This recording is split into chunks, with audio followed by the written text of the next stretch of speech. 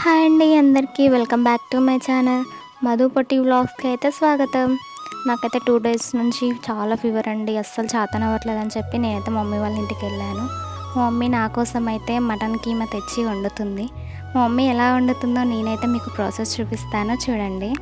First కడాయి పెట్టుకొని కడాయి heat అయిన తర్వాత కొంచెం ఆయిల్ వేసుకుంది.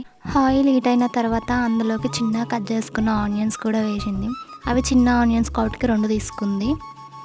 ఆనియన్స్ కూడా వేసి కొంచెం బాగా కలుపుకోవాలి.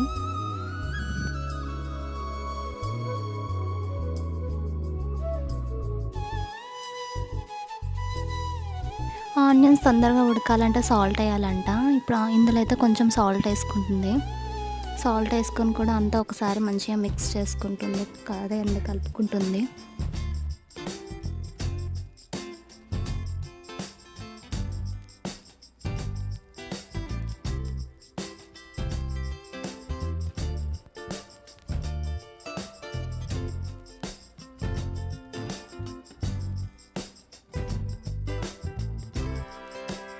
చూసారు కదండి ఆనియన్స్ ఎలా ఉడుకుతున్నాయో. ఇలా వేగిన తర్వాత ఇందులోకైతే మనం మటన్ కీమా వేసుకోవాలి. మటన్ కీమా వేసుకొని అంతా ఒకసారి మంచిగా కలుపుకోవాలండి. కలుపుకొని దాన్ని అయితే మనం ఉడకనియాలి. కొంచెం అది ఉడకడానికి అయితే చాలా టైమే పడుతుంది. మాడిపోకుండా మనమైతే స్టవ్ని సిమ్లో పెట్టుకొని మంచిగా వేయించుకోవాలి.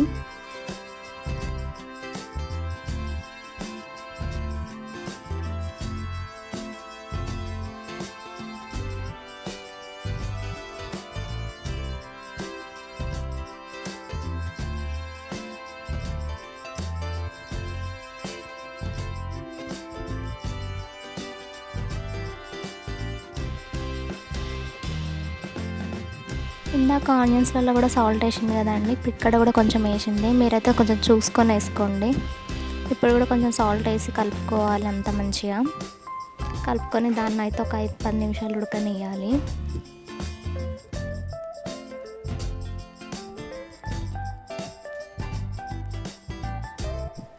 చూసారు కదండి, ఒక 5 నిమిషాల తర్వాత అది కొంచెం ఎలా ఉడికిందో. దీనైతే మనం మధ్యలో కలుపుకొని మళ్ళీ ఒక 5-10 నిమిషాలు ఉడకనియాలండి. కొంచెం మధ్యలో కలుపుతూ ఉండాలి, లేకపోతే అడుగంటుకుంటుంది.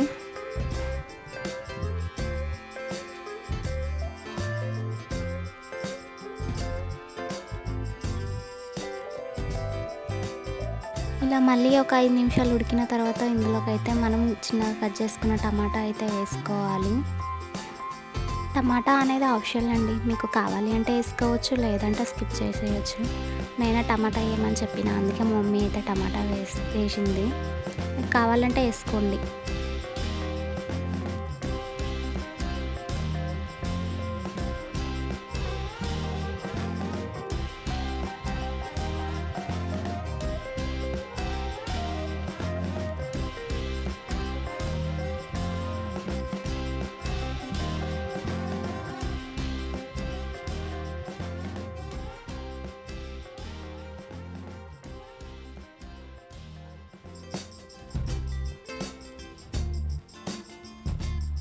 ఇలా ఉడికిన తర్వాత అయితే ఇందులో కొంచెం అల్లం వెల్లుల్లి పేస్ట్ వేసుకోవాలి.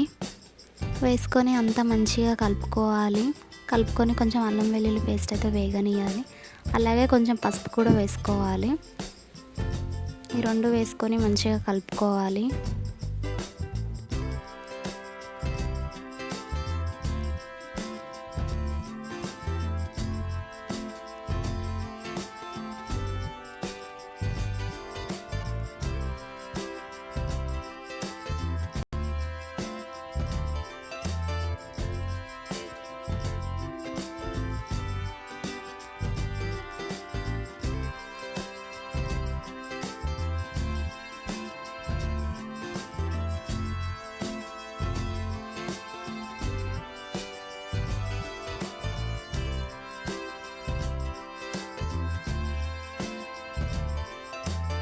చూసారు కదండి, అల్లం వెల్లుల్లి పేస్ట్, పసుపు ఎంత మంచిగా వేగిపోయినాయో.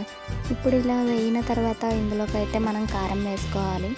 కారం వేసుకొని కూడా అంత మంచిగా మిక్స్ చేసుకొని ఇది కారాన్ని కూడా చాలాసేపు ఉడకనియాలి. కారం ఉడకకపోతే మాత్రం కూర అస్సలు టేస్ట్ ఉండదండి. కూర అంతా కారం కారం వాసన వస్తుంది. కారం ఎంత బాగా వేగితే కూర అంతా టేస్ట్ ఉంటుంది. ఇది కూర కాదు, ఫ్రై అండి. కూర కూర అంటున్నాను, మీరు కూడా కూర అనుకునేరు. లేదు, మమ్మీ ఫ్రై చేస్తుంది.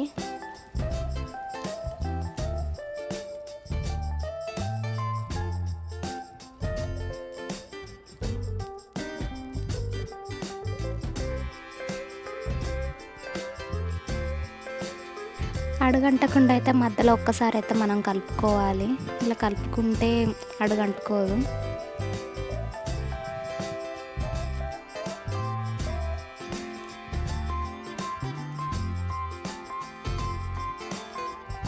కారం కూడా ఇలా అంతా మంచిగా వేగిన తర్వాత ఇందులోకి అయితే కొంచెం ధనియాల పొడి వేసుకోవాలి. ధనియాల పొడి వేసుకొని కూడా అంతా మంచిగా కలుపుకోవాలి.